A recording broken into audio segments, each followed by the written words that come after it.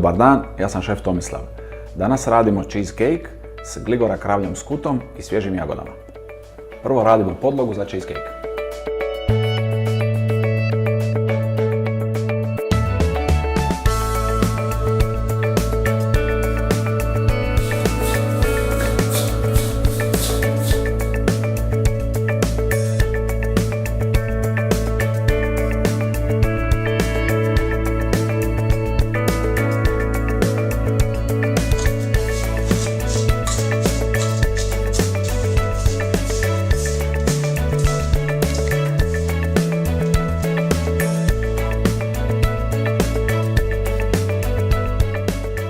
Sad radimo kremu od skute za cheesecake.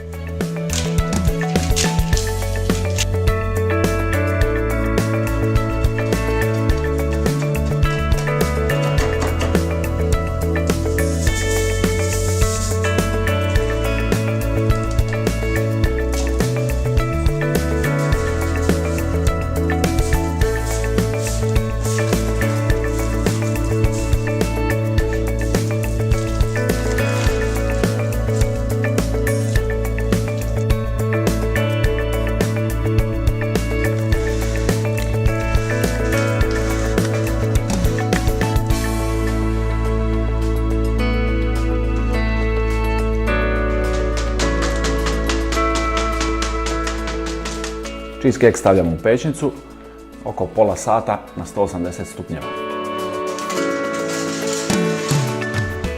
Pripremamo umak od jagoda za cheesecake.